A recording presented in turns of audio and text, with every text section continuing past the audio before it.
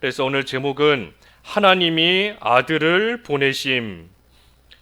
여기 4절에 있는 말씀처럼 하나님이 아들을 보내심. 오늘 제목입니다. 여기 4절 시작이 때가 참에 그랬어요. 때가 참에. 이 하나님께서 아들을 보내셨는데 언제 보내셨는가? 때가 참에. 이게 하나님께서 아들을 보내신 그 때입니다.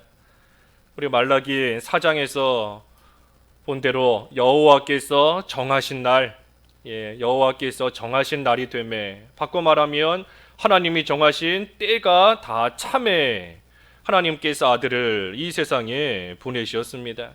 때가 찼다. 때가 가득 찬 겁니다. 때가 된 거예요.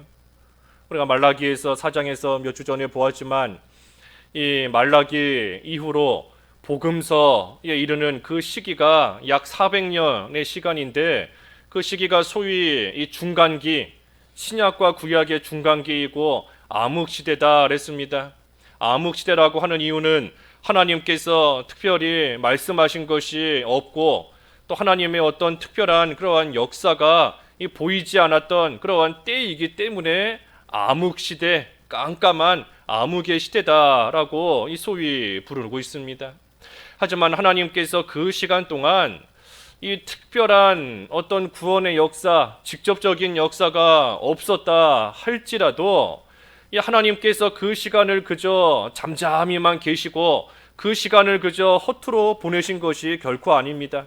오늘 여기 말씀처럼 때가 참에 그랬는데, 이 찼다 하는 것은 이 점점 없던 것이 점점 이 쌓여서 가득 차게 된 것을 말합니다.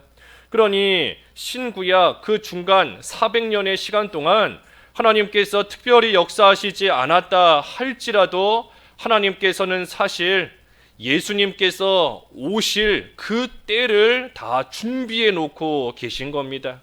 그렇기 때문에 때가 찼다는 거예요. 하나님께서 그 시간 동안 다 준비하신 겁니다. 역사적으로 보면 그 시간이 이 바벨론 시대를 지나서 그 메대와 바사, 그리고 그 이후에 헬라, 그리고 헬라 이후에 이제 이 로마 그 초기에 들어가는 때가 그 400년 신구약 그 중간기의 그 시간이에요. 그러니 신약 시대가 시작하는 그 시점은 이 로마가 이제 강한 나라가 되어서 이 주변을 그 통일하는 그러한 때가 이 신약 시대, 다시 말해 예수님께서 이 세상에 오시는 그 때입니다. 그러니 예수님께서 오시는 그 때, 다시 말해 하나님께서 아들을 보내시는 그 때를 맞추어서 하나님께서는 사실 많은 것들을 준비해 놓으셨습니다. 이 성경에는 나와 있지 않지만 우리가 역사적으로 볼 때에 그 시간을 통하여 하나님께서 사실 사람들의 이 언어를 다 통일시켜 놓으셨어요. 헬라 시대에 알렉산더 대왕이 그 여러 나라를 이 지배하고 다스리면서 헬라어가 그 많은 모든 지역에 다 퍼져서 헬라어가 오늘날 영어와 같이 이 공용어가 된 겁니다. 그래서 하나님께서 그 언어를 통일시켜 놓으셨기 때문에 예수님께서 이 세상에 오셨을 때에 민족을 초월하여 모든 사람들이 예수님이 오셨다 하는 그 소식을 서로에게 전해줄 수 있었고, 또 그 소식을 전해 들을 수 있게 된 겁니다. 하나님께서 언어를 예수님 오기 전에 다 헬라어로 통일을 시켜 놓으신 거예요. 또 영토, 이 땅 영토가 통일되게 하심으로써, 로마가 이 많은 나라를 다스리게 하심으로써 이제는 서로, 예전에는 다른 나라였다, 그래서 그 나라에 가는 것이 쉽지 않았지만 이제는 로마를 통해 영토를 다 통일시켜 놓으셨기 때문에 서로 이 나라 저 나라 자유롭게 왕래할 수 있게 된 겁니다. 그것을 통해 또 예수님이 오셨다는 소식이 여러 나라에 쉽게 전파가 될 수 있었던 거예요. 또 무엇보다 중요한 것이 이 길이 만들어진 겁니다. 모든 길은 로마로 통한다, 그런 말도 있는데, 이 로마가 이 여러 나라를 다스리면서 길들을 잘 만들어놨기 때문에 또 예수님에 대한 복음을 가진 사람들이 그 길을 통해 전 세계 곳곳으로 또 쉽게 이동을 할 수 있게 된 겁니다. 또 이 로마의 그 속박을 피해서 이스라엘이 또 여러 나라들로 흩어졌습니다. 이곳에서 더 이상 노예 생활하는 것이 너무나 힘들다 해서 여러 나라들도 이 이스라엘 백성들이 퍼져나갔어요. 소위 그 디아스포라라고 하는데, 디아스포라, 이스라엘이 전 세계로 퍼져나간 겁니다. 그리고 퍼져나가서 그곳에서 각각 회당을 지어놓고 그 회당을 중심으로 해서 생활을 해나갔습니다. 회당에 모여서 함께 구약 성경을 연구하고 함께 기도하고 하면서 이스라엘이 전 세계로 퍼져나갔지만 그 퍼져나간 곳에서 회당을 중심으로 하여 이 생활을 하게 된 겁니다. 그러니 그 사도 바울도 선교 여행을 떠날 때 사실 바울이 그 곳곳에 있는 회당들을 찾아간 거예요.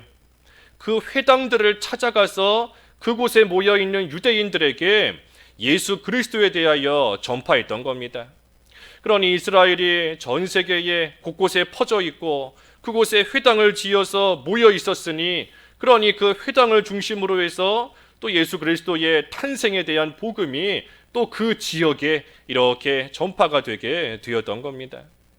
또 그 당시의 생활이 이 로마의 그 참으로 이 타락한 문화 가운데 많은 사람들이 공허함을 느끼며 살아갔습니다. 공허함이 채워지지가 않는 거예요. 영적인 공허함.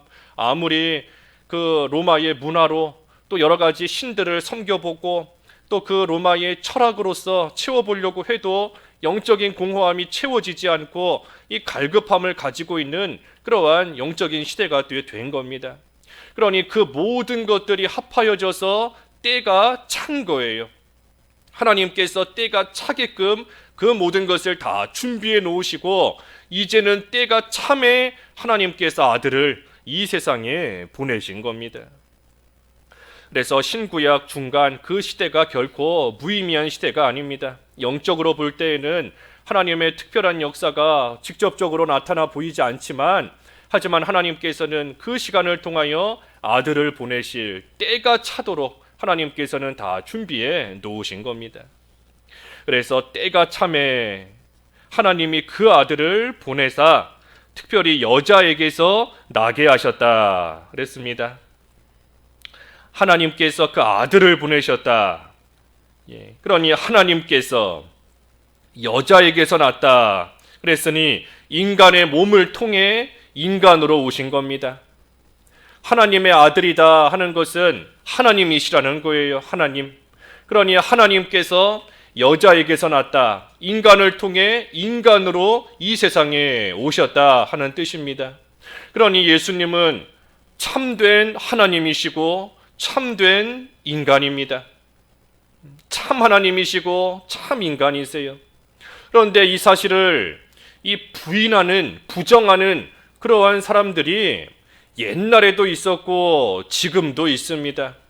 예수님의 하나님 되심을 부인하거나 또는 예수님의 사람 되심을 부인하고, 그래서 결국은 예수님 자체를 인정하지 않고 부정하고 부인하는 그러한 사람들이 옛날에도 많았고 지금도 있어요. 지금도.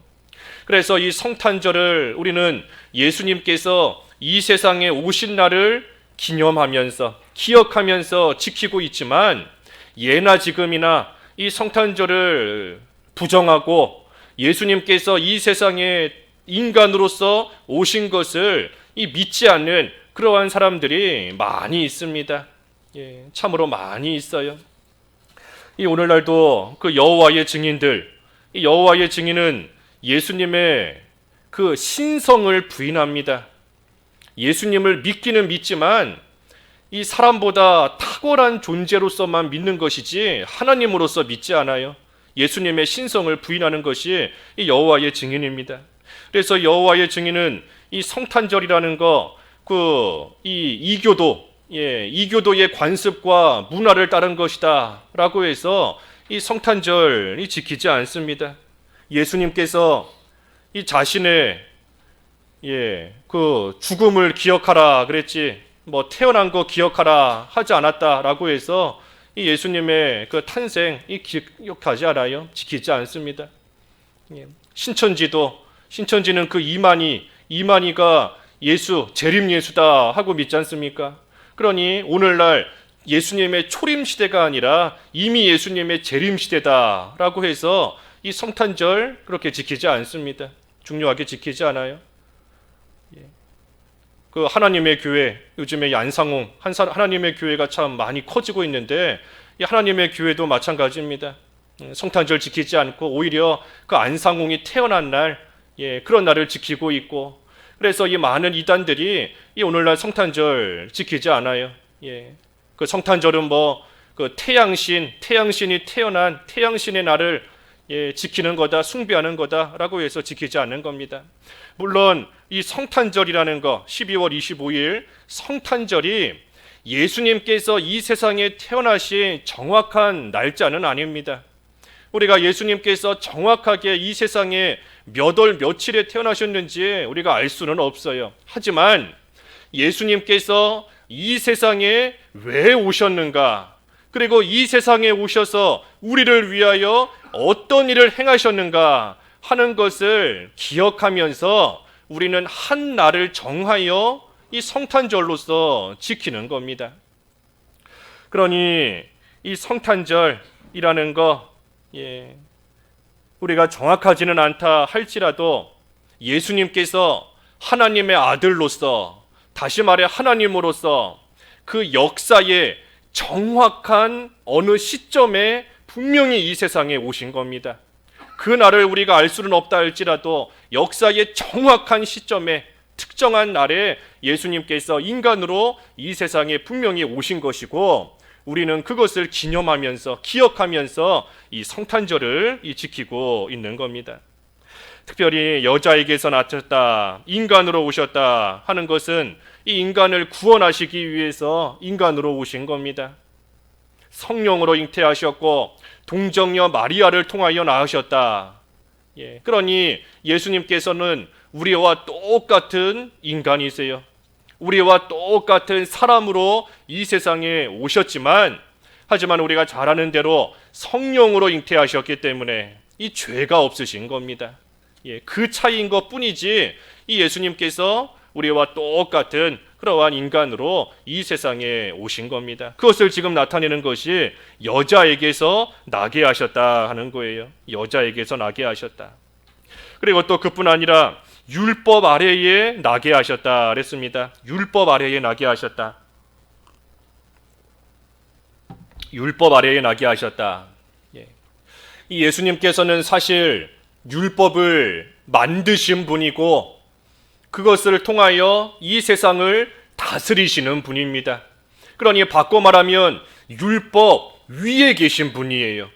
예수님은 율법 위에 계신 분입니다. 그런데 율법 위에 계신 분이, 그 율법을 만드시고 다스리시는 분이 율법 아래에 나으셨다 하는 것은 율법을 지키는 자로서 오셨다 하는 뜻입니다. 율법을 지키는 자로서 오셨다. 예수님께서 왜 율법 아래에 나으셨는가? 왜 율법을 지키는 자로서 오셨는가? 그것은 우리 인간이 이 율법을 다 지킬 수가 없기 때문입니다.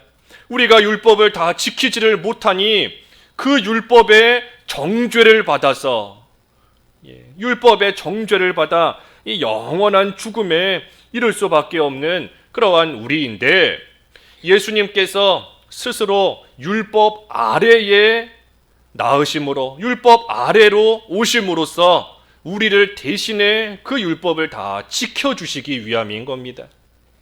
그래서 율법 위에 계신 예수님이시지만 우리를 대신해 그 율법을 다 지켜주시고, 그리고 그 의를 우리에게 주시기 위해서 예수님께서 율법 아래에 나신 겁니다. 그러니 예수님께서 이 세상에 왜 오셨는가? 하나님이 그 아들을 왜 보내셨는가? 여기 5절의 말씀처럼 율법 아래에 있는 자들을 속량하시기 위해, 우리를 속량하시기 위해 예수님께서 이 세상에 오신 겁니다. 속량, 값을 치르다 하는 뜻이에요. 값을 치르다. 속량, 정확하게는 값을 치루어서 양민이 되게 한다. 값을 치루어서 자유인이 되게 한다 하는 게 속량입니다. 값을 치루어서 자유인이 되게 한다. 그러니 예수님께서 피로 값을 치르셔서 율법의 정죄와 사망 가운데 있는 우리를 자유롭게, 우리로 하여금 자유를 얻게끔 예수님께서 하시기 위해 이 세상에 오신 겁니다. 속량하시기 위해. 우리가 이것을 잘 생각해 봐야 돼요. 우리를 속량하시기 위해 예수님께서 이 세상에 오셨다. 하나님께서 그 아들을 세상에 보내셨다. 이 하나님께서 굳이 인간이 되셔야지만 우리를 속량하실 수 있는 건가? 바꿔 말하면 하나님께서 이 세상에 오시지 않으면 우리를 속량하시지 못하는 건가? 우리가 그것을 잘 생각해 봐야 됩니다. 예를 들면 이 물고기를 잡기 위해서 꼭 물속에 들어가야지만 물고기를 잡을 수 있는가? 물 밖에서 낚시를 하면서도 이 물고기 잡을 수 있지 않은가 하는 겁니다. 하지만 하나님께서 친히 인간이 되셨어요. 하나님께서 친히 이 세상에 오신 겁니다. 왜 이 세상에 오시고 왜 굳이 인간이 되셨는가 하는 것은 이 하나님의 공의 때문입니다. 하나님의 공의 때문이에요. 하나님께서 죄인을 건져내시고 이 죄인을 살리시는 것은 하나님의 사랑입니다. 하나님의 사랑으로 말미암아 죽을 죄인을, 또 죽었던 죄인을 다시 살리시며 건져내시는 것, 이 하나님의 말할 수 없는 사랑입니다. 하지만 죄에 대한 하나님의 공의는 무엇인가? 그 죄에 대한 값으로 반드시 죽어야 되는 겁니다. 그게 하나님의 공의예요. 죄값으로 죽는 겁니다. 만약에 죄를 지었는데도 안 죽는다라고 하면 이 하나님은 거짓말쟁이가 되는 것이고 이 마귀가 진실을 말하는 그러한 존재가 될 수밖에 없습니다. 이게 무슨 뜻인가? 그 에덴 동산에서 하나님께서 쇠 지으면, 선악과 따먹으면 반드시 죽는다 하셨습니다. 하지만 마귀는 죽지 않는다 그랬어요. 그러니 죄를 지었는데 안 죽는다라고 하면 반드시 죽는다라고 하신 하나님은 거짓말쟁이가 되는 거고, 죄 지어도 안 죽는다 하고 말한 이 마귀는 진실을 말한 그러한 존재가 될 수밖에 없는 겁니다. 그러니 죄에 대해서는 반드시 죽어요. 죄를 지으면 반드시 죽게 되어 있습니다. 그것이 이 하나님의 공의입니다. 그런데 그것을 위해서 이 사람은 다른 사람을 위해서 대신 죽어줄 수가 없습니다. 왜냐하면 인간은 모두가 다 죄인이기 때문입니다. 그러니 인간이 다른 사람을 위해서 대신 죽어준다 할지라도 사실 그 죽음은 자기 죄값으로 인한 자기 죽음밖에는 되지 못해요.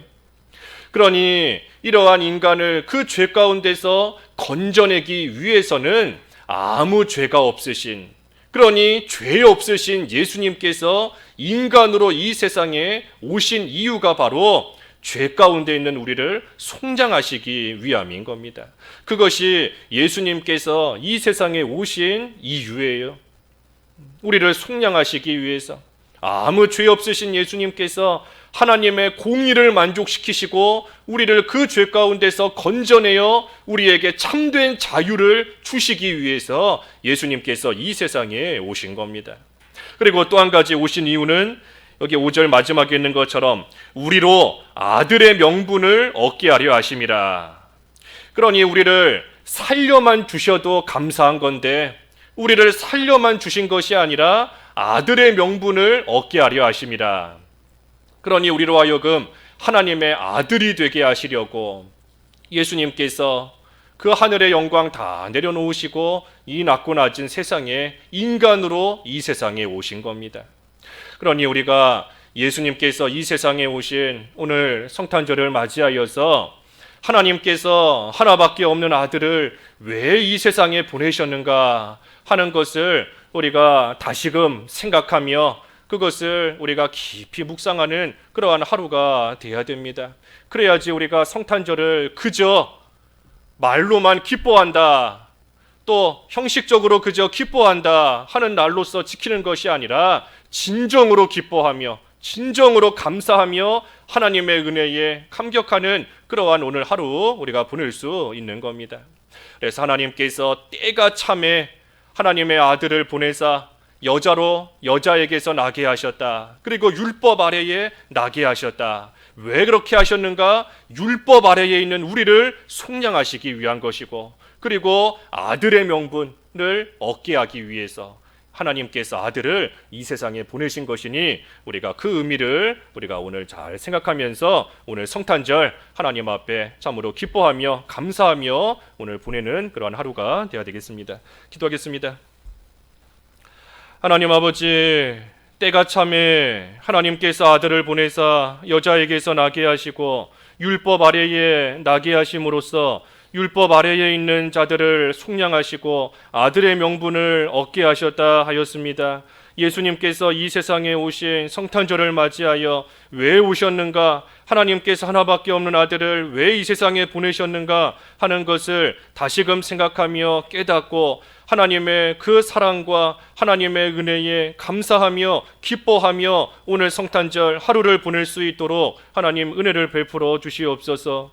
날씨가 많이 춥고 또 힘든 가운데 있지만 오늘도 교회 출입하며 하나님 앞에 나와 또 예배하기를 힘쓰는 모든 성도들 하나님께서 지켜 보호하여 주시옵시고, 하나님께서 하늘에 쌓아두시고 예비해 놓으신 신령한 은혜와 복을 다 받는 자리에 나아갈 수 있도록 저희들의 발걸음과 또 저희들의 마음과 또 몸까지도 오늘 하루 지키시고 인도하여 주시옵소서.